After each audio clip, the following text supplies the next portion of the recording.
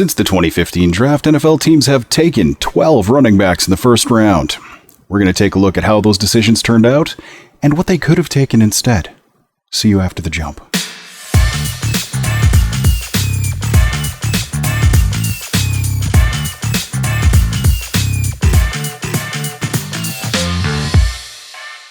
So most of what you're going to hear on the internet is that taking a first-round running back is a terrible idea because it's a massive opportunity cost, and what you lose is so much more valuable than what you gain.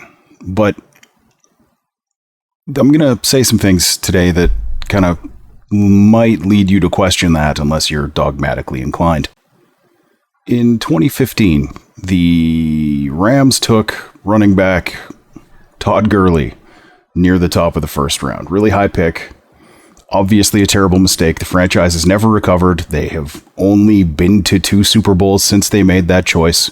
Clearly it was terminal. I mean, they could have taken the next edge rusher taken, which was Vic Beasley, who retired at age 28 and is no longer in the league. Or they could have taken cornerback Trey Waynes, who retired at age 29 and is no longer in the league. Or they could have taken receiver Kevin White, who Lions fans are probably familiar with because of his Hall of Fame career with the Chicago Bears. Wait, no, that didn't happen either. He also was terrible and flamed out immediately.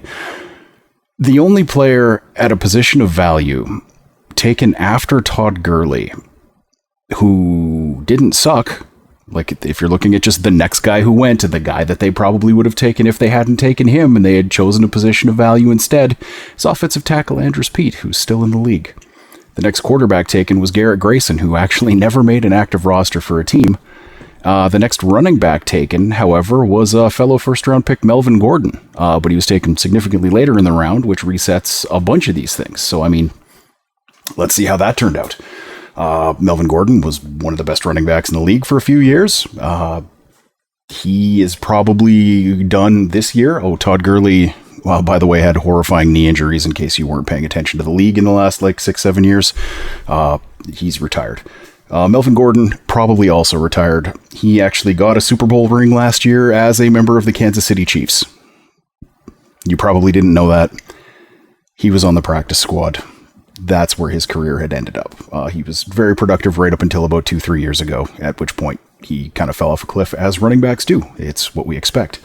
The next edge taken was Eric Armstead, who was really good in 2019 and has not really done anything before that or since that to justify his really high draft position. Cornerback Kevin Johnson, taken by Houston, 25 career starts. He retired at age 28. He's not in the league either. The next wide receiver who went was Nelson Aguilar, who has one 800-yard season in his career, but he did have a couple where he had 5 or more touchdowns. Just a guy, basically, is what they got at wide receiver. The next wide receiver taken was just a guy, but better than Kevin White, who was taken earlier in the round. Cedric Ogbuehi was the next offensive tackle. I probably butchered that. I don't care. He's not good. And again, Garrett Grayson. The next running back taken outside the first round was TJ Yeldon, who is also closing a Hall of Fame. Oh, wait, no. He also isn't good at all. Had a reasonable career as a pass catcher out of the backfield. Basically a theoretical level player. In 2016, the Cowboys famously took Ezekiel Elliott near the first round with an exceptionally high pick. Everybody knows what he is, but he has better career stats than Terrell Davis did, and Terrell Davis is in the Hall of Fame.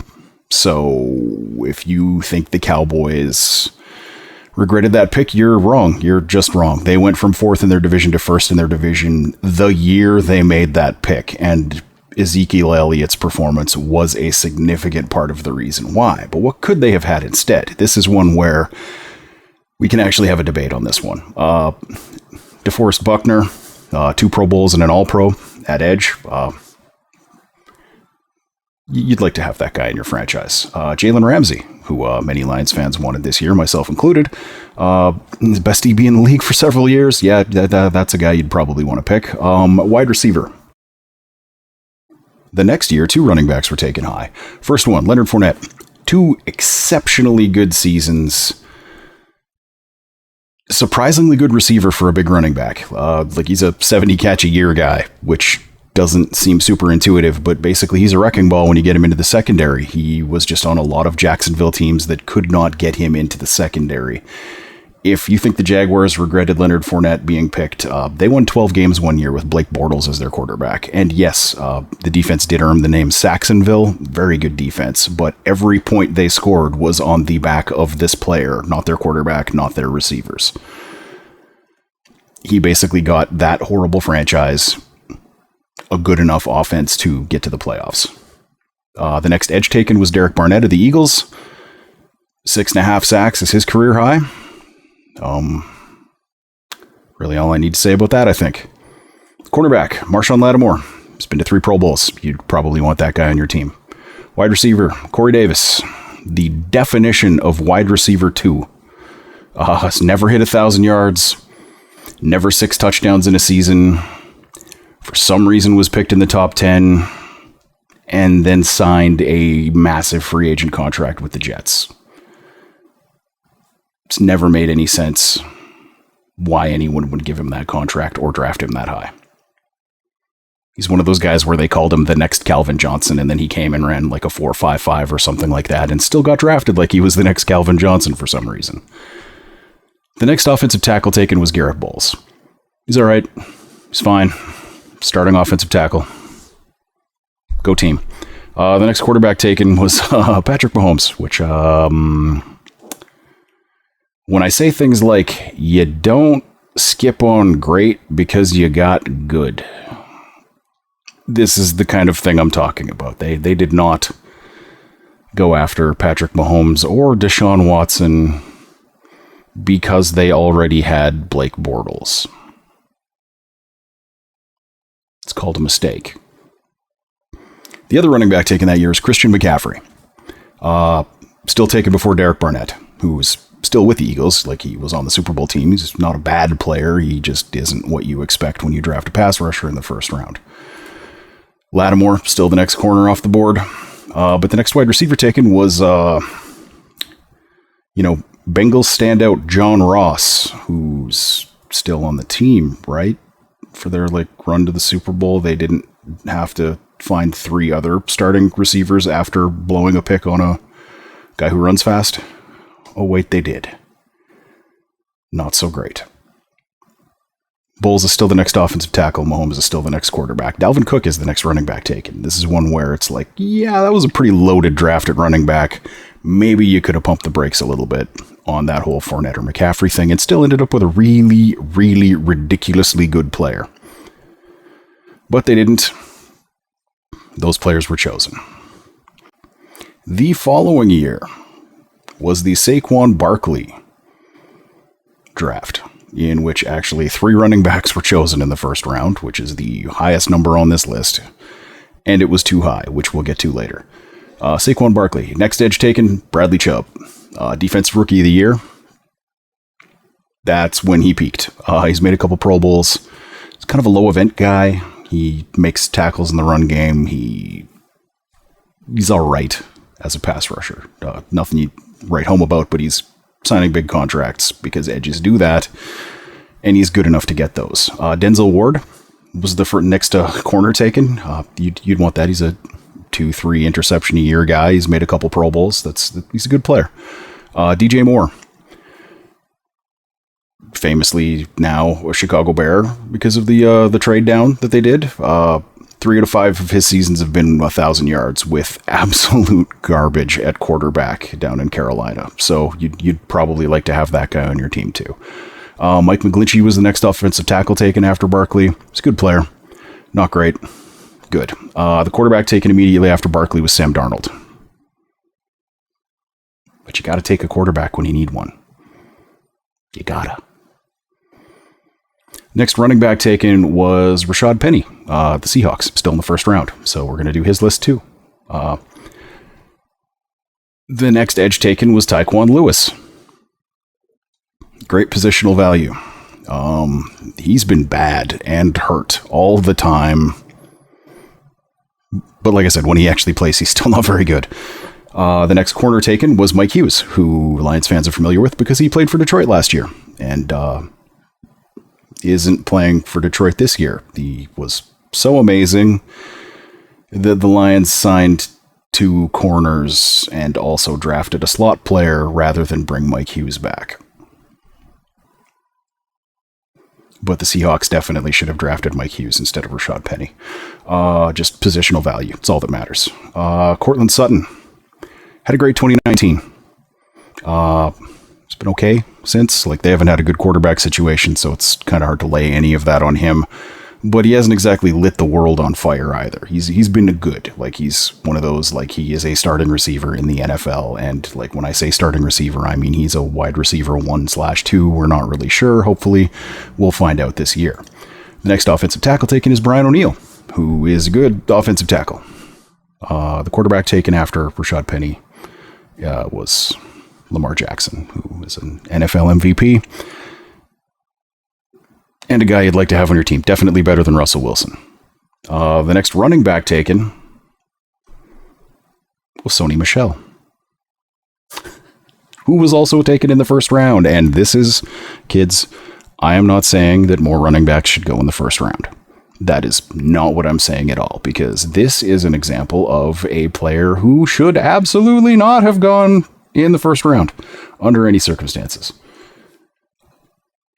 If that makes sense. Tyquan Lewis was still the next edge, but Mike Hughes went in between Rashad Penny and Sony Michel.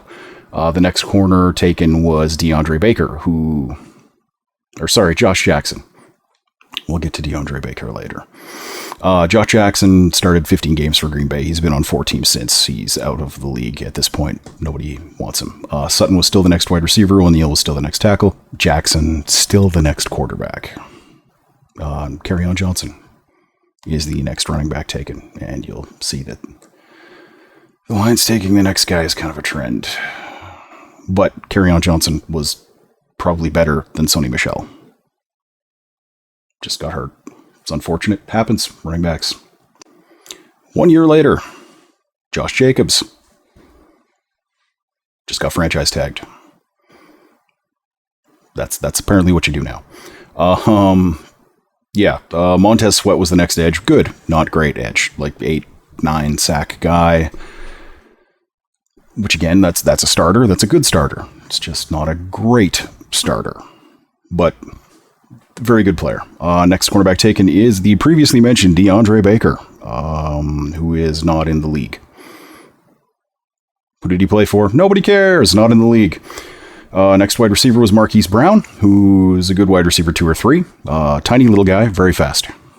So he's as useful as that. He might be the best version of it in the league right now, but it just is only going to get you so much. Like, if he ever gets more than his current career high in yardage, I'll be surprised. He's just not a high volume guy. But he does change the way defenses have to play you, because they do have to cover him deep, and not everybody can. The next offensive tackle taken was Caleb McGarry. It's a good starting tackle. That's all I have to say about Caleb McGarry. Like, decent PFF grades, not hurt all the time. Good job. Quarterback. Definitely should have taken a quarterback, even though the next quarterback taken was Drew Lock, who will probably never start an NFL game again, even with injuries. He couldn't win a quarterback competition against Geno Smith, who ended up having a pretty good year, but that was a competition literally everyone on earth thought Drew Lock would win, except probably Geno Smith's mom. And Drew Lock, it wasn't even close in the preseason. The next running back taken was Miles Sanders, who is no longer with the Eagles, but he was there last year.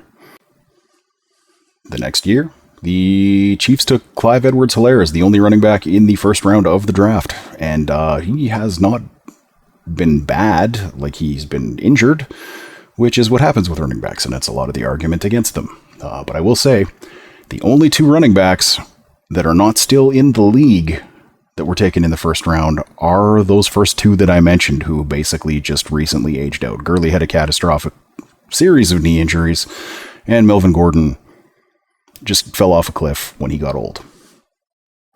As opposed to all of these other players who have just busted out and never come back. Anyway, next pass rusher.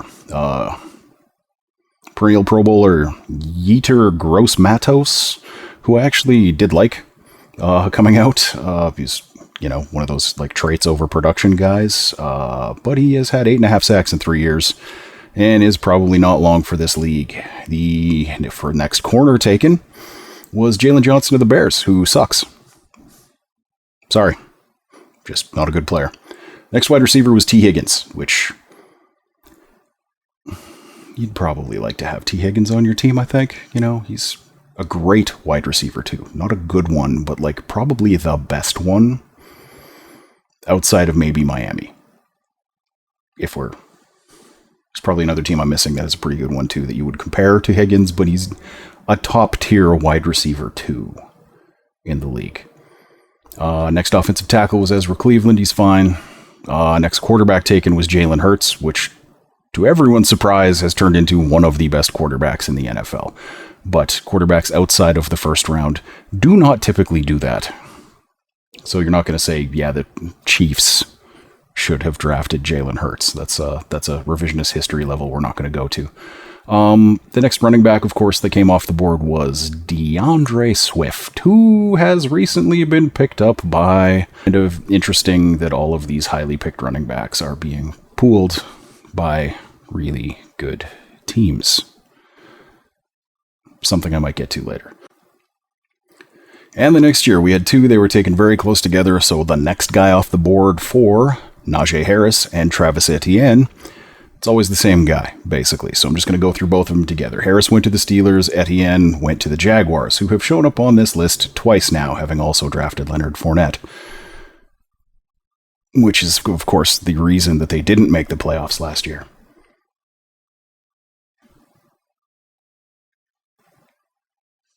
Anyway, next edge off the board, Peyton Turner. Decent PFF grades. He's played 13 games in 2 years. Has not really put up any production of any kind. But should have taken him instead. Greg Newsome looks good. Looks very good. Really good corner. That went immediately after those two guys. That's one you'd like. Wide receiver, Rashad Bateman. Which position is it that's always injured again? Wide receiver, right? Wait, no. Now, in fairness, Etienne did also miss his entire rookie season with an injury. So, kind of tongue-in-cheek a little bit there. But Etienne also was a 1,000-yard rusher last year and had 300 more yards in the air. So he was 1,400 yards for a playoff team. That turned out pretty well.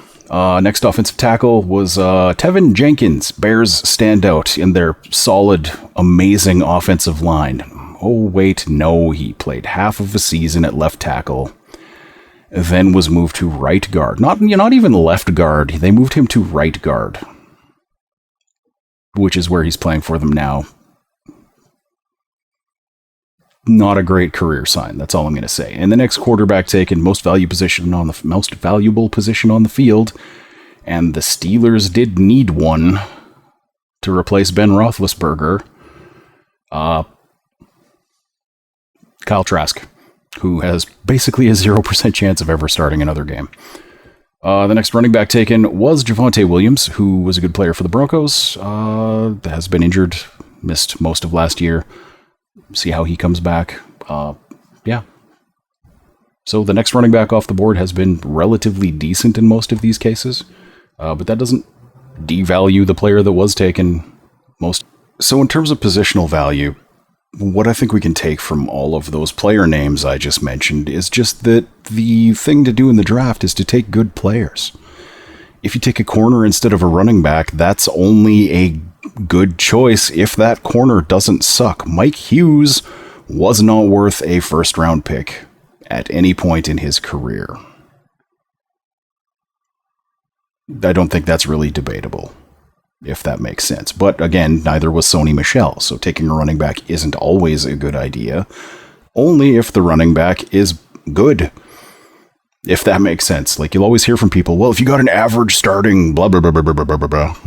You don't always get that. Like, a lot of the time you get that, but The draft is a complete crapshoot, particularly as you start getting towards the end of that first round, where most of these running backs were taken. You have no idea what you're getting at that point in terms of whether that guy is actually going to be a mid-level league starter or someone who is retired 3 years after you draft him, which doesn't happen anymore because the contracts are guaranteed for first-round picks, but it happened quite a bit prior to that. It's part of why the Players Association fought for that. But let's move on. Where did playoff teams get their running backs? One thing that will always matter more to me than any of the spreadsheet math you can throw at me is what did good NFL teams actually do? And this enrages the analytics people, because what happens on the field doesn't actually matter to them unless they've found a way to quantify it. And I'm not saying even that any of the things they say are wrong, because they've done a bunch of math that I don't want to do.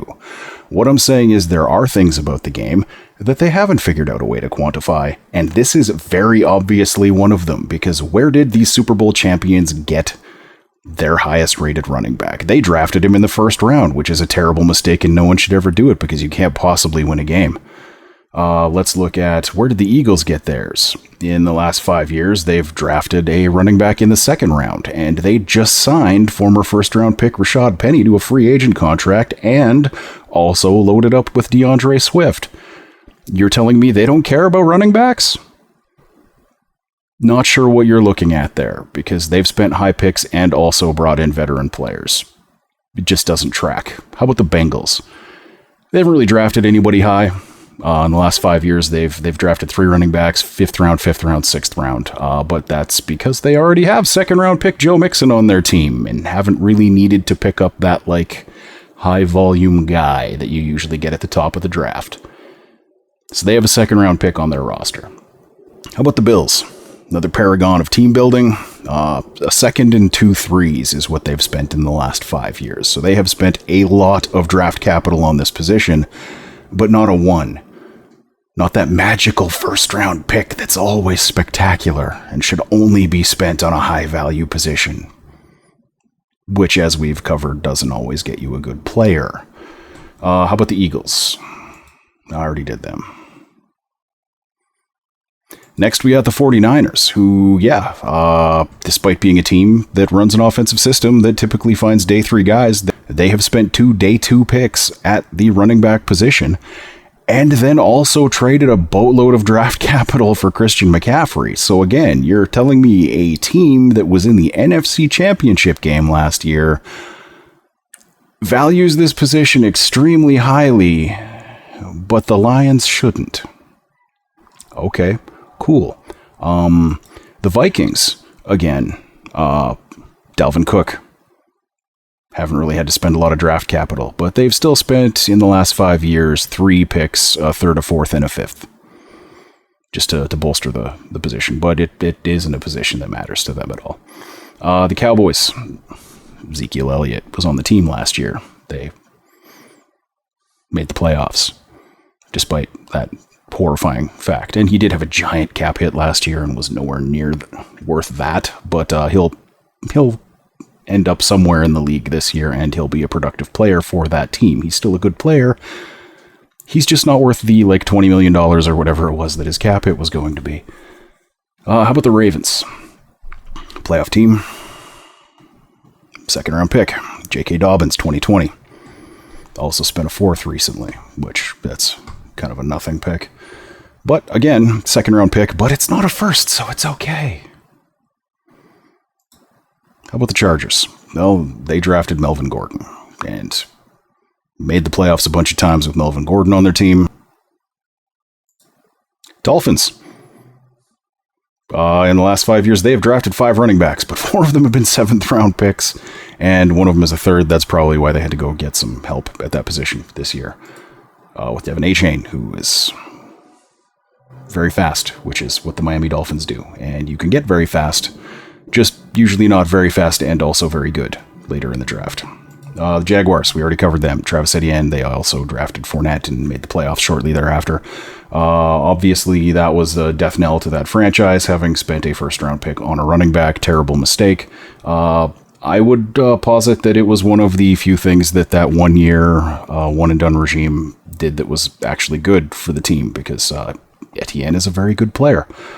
The Bucs haven't really drafted anything high. Like they've spent 2 third-round picks on running backs in the last 5 years, but that's where Leonard Fournette plays. So they had one of these first-round picks on their team last season.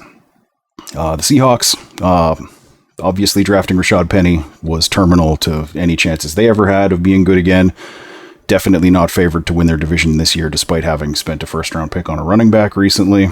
They've also, in the last 5 years, spent 2 2s, a 4th, and a 6th. So, again, good teams don't value the running back position, is what I've been told repeatedly. The Giants, Saquon Barkley. Terrible choice. Definitely not something that could potentially be recovered from to make a team make the playoffs. Oh, wait, they did.